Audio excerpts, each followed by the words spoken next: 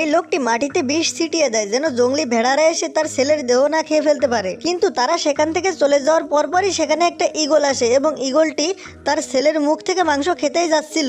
তখনই যে কোনোভাবে ছেলেটির জ্ঞান ফিরে আসে এবং ছেলেটি ঈগলটিকে ছুঁড়ে ফেলে দেয়। তারপর সে বুঝতে পারে সে একটি পাথরের কোনায় শুয়ে আছে, সে যদি এখানে থাকে তাহলে সে মরে যাবে। এই জন্য সে একটি ডিসিশন নেয়, সে আস্তে আস্তে পাথর বেয়ে নিচে নামতে থাকে। কিন্তু তখনই সে পা পিছলে পড়ে যেতে চায় এবং কপাল জোরে সে একটি পাথর ধরে আটকে থাকে।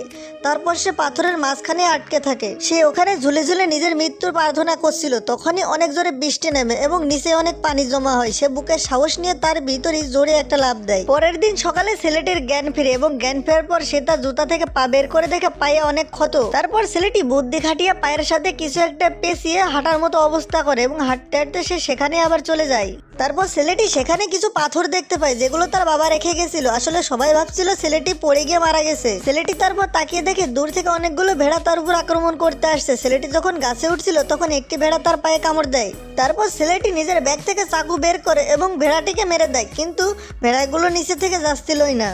রাতভর ভেড়াগুলো অনেক চেঁচামেচি করে, কিন্তু তারপর সকাল হলেই তারা সবাই চলে যায়। সেখানে পড়ে থাকে জখম হওয়া ভেড়াটি।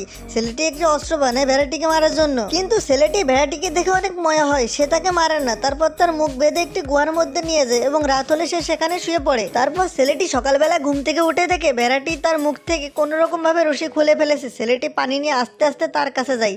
ভেড়াটি তাকে বিশ্বাস করে পানি খেতে থাকে। তারপর ছেলেটি শিকার করতে জঙ্গলে চলে যায় এবং কপালক্রমে একটি খরগোশ পায়। তারপর সে খরগোশটি মেরে গুহায় চলে আসে এবং কাঠি দিয়ে আগুন ধরানোর চেষ্টা করে। অনেক কষ্টের পর ছেলেটি আগুন জ্বালাতে সক্ষম হয়। তারপর ভেড়াটি তার দিকে তাকিয়েছিল। ছেলেটি বলে, মাংস খেতে চাইলে আমাকে মানতে হবে। ভেড়াটি তখন মাথা নিচু করে। তো বন্ধুরা, পরের পার্ট পেতে চাইলে চ্যানেলটি সাবস্ক্রাইব এবং কমেন্ট করে পাশে থাকো।